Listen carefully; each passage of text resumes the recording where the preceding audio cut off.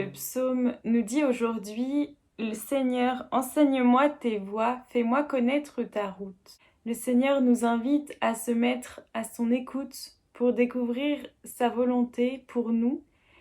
Et ça me renvoie à une expérience que j'ai faite l'année dernière, à l'été 2019. J'étais à une période de ma vie où j'étais un peu perdue, tant au niveau personnel, au niveau professionnel. J'étais à un carrefour. J'avais besoin de me mettre à l'écoute de ce que le Seigneur avait à me dire à ce moment dans ma vie. J'ai donc décidé de faire ce qu'on appelle une retraite ignatienne au Carmel de Missy, qui est une retraite en silence pendant 5 jours, où on se met à l'écoute de la parole de Dieu, on prie, on est accompagné spirituellement et on chemine avec le Seigneur. Quand je suis partie pour cette retraite le lundi, j'avais un stress immense. J'avais peur de devoir trop me dévoiler et je crois aussi que j'avais peur, paradoxalement, de connaître ce que le Seigneur voulait me dire. Et je crois que à ce moment-là, si j'avais pu faire demi-tour, je l'aurais fait, mais il y a quelque chose en moi qui me disait: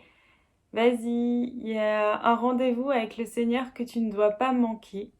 Et j'avoue que dès mon arrivée au Carmel, j'ai tout de suite été mise en confiance par les sœurs qui m'ont très bien accueillie. Le silence se fait progressivement, mais je vous cache pas que c'est pas une retraite facile, c'est pas une retraite reposante.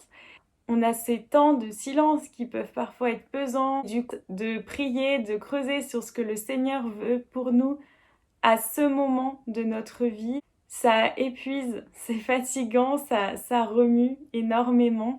Et en même temps, c'est une occasion magnifique d'avoir ce tête-à-tête avec le Seigneur. Comme je vous le disais, cette retraite est rythmée par la parole de Dieu. Chaque jour, notre accompagnateur choisit des textes. Une fois, personnellement, pendant la retraite, j'ai eu un texte qui ne m'a pas parlé. Ce texte, c'était l'évangile des noces de Cana. Et quand je lui ai fait part de ce désert face à ce texte, elle m'a dit que ce n'était pas un problème et que parfois ce n'était pas le moment pour que ce texte me parle dans ma vie. Pendant la retraite avance, comme je vous le disais, avec certaines résistances, avec des grâces. Et on est invité à la fin de cette retraite à relire ce qui s'est passé pendant la semaine. Et personnellement, quand est venu le dernier jour qui coïncidait pour moi avec le vendredi, à la suite de ma dernière prière, je suis allée me promener dans la nature. C'était quelque chose que je faisais souvent. Et c'est là que une parole a surgi dans mon cœur,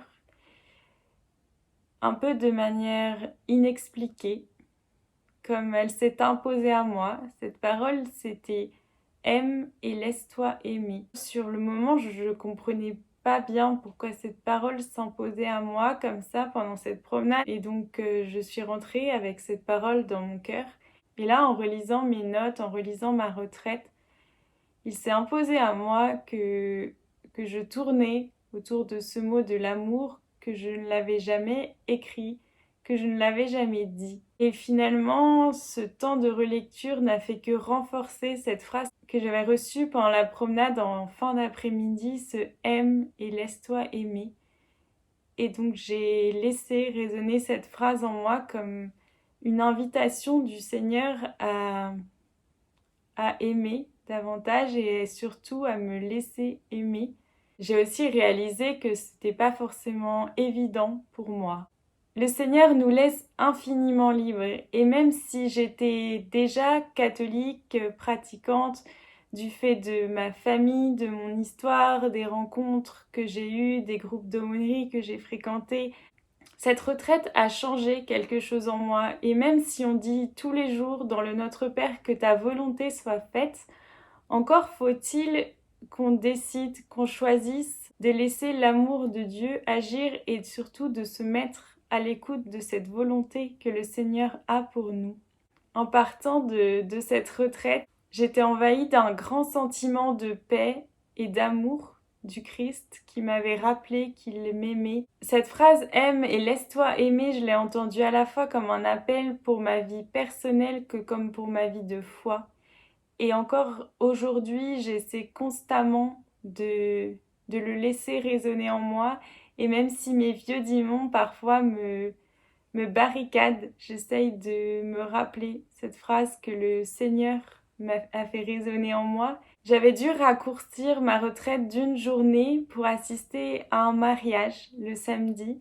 Et quand j'en avais parlé à mon accompagnatrice, elle m'avait dit ce mariage, il fait partie de ta retraite et je l'ai vécu comme tel et quelle ne fut pas ma surprise en entendant l'évangile prononcé à ce mariage qui était celui des noces de Cana, qui m'avait si peu parlé pendant ma retraite et qui à ce moment-là a résonné en moi, et l'homélie du frère dominicain qui a terminé magnifiquement ma retraite. Seigneur, enseigne-moi tes voies, fais-moi connaître ta route. C'est avec cette résolution que j'étais partie pour cette retraite.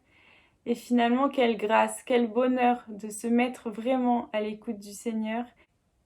Les voies du Seigneur sont amour et vérité pour qui veille à son alliance et à ses lois. Le secret du Seigneur est pour ceux qui le craignent, à ceux-là il fait connaître son alliance. N'ayons pas peur de se mettre à son écoute pour entendre ce qu'il a à nous dire au quotidien, mais aussi à des moments particuliers de notre vie. Laissons nos cœurs ouverts et comme le rappelle le psaume, dirige-moi par ta vérité, enseigne-moi, car tu es le Dieu qui me sauve.